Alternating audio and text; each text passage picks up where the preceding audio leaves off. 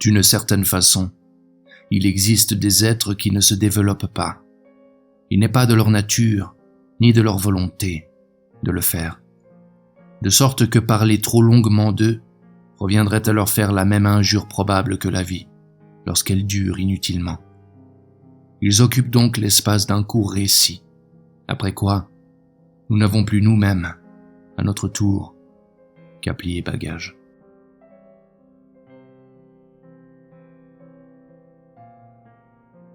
J'ai parfois l'impression d'être juste un micro posé sous un bureau et relié, par modulation de fréquence, à un récepteur couplé à un appareil enregistreur qui se met en marche dans le secret d'une armoire, quelques centaines de mètres plus loin. La bande magnétique qui s'enroule, déclenchée au moindre son de voix, n'est pourtant pas pour moi une image de ma mémoire. Elle est quelque chose, un dispositif placé à côté de ma mémoire, mais elle continue d'enregistrer le moindre bruit de pas, le plus ténu froissement d'étoffe que je lui fais parvenir avec toute la précision des éléments qui me composent. J'ignore à quoi correspond ce qui est ainsi collecté. Sa signification me paraît extrêmement lointaine, ou plus simplement, ce qui est recueilli n'a aucune signification, et dans le brouhaha diffus, portes claquées, conversations reprises, musiques interrompues, j'entends seulement le cauchemar nauséeux, incompréhensible, dans lequel les êtres passent toute leur vie, sans savoir ce qu'ils disent, ni ce qui leur arrive, et où je me trouve.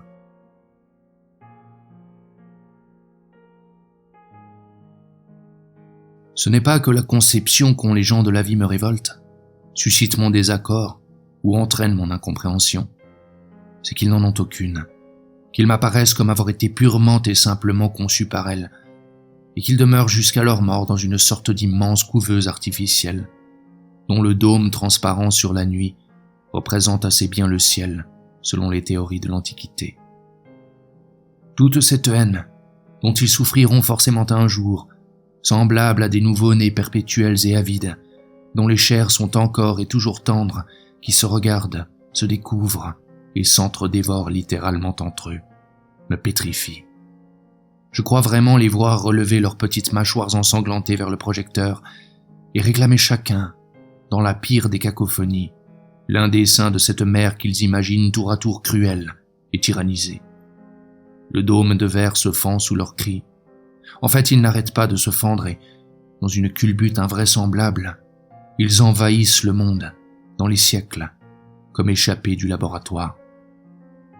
Je suppose qu'il me suffit de me retrouver au milieu de beaucoup de monde pour tourner soudain la tête et m'apercevoir que quelqu'un manque, que quelqu'un n'est pas là. Oui, je me retourne brusquement, avec retard, et c'est cette absence que je peux presque arriver à suivre, de groupe en groupe, du regard.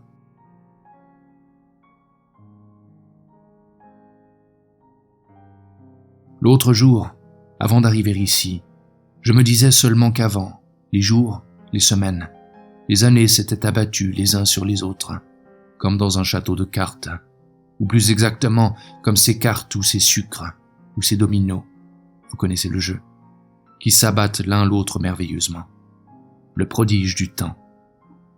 Maintenant je vois les choses un peu différemment. Je ne sais pas si le temps, je veux dire, imaginez que vous ayez beaucoup aimé une personne, ou qu'elle vous ait beaucoup aimé. Ou imaginez que vous ayez beaucoup souffert d'une personne, ou qu'elle ait beaucoup souffert de vous. Ou imaginez encore qu'une personne vous ait donné beaucoup de bonheur et beaucoup de souffrance. Le temps passera, mais un côté vaudra-t-il autant que l'autre? Et plus encore, la balance sera-t-elle en équilibre, maintenant que ces deux plateaux sont vides?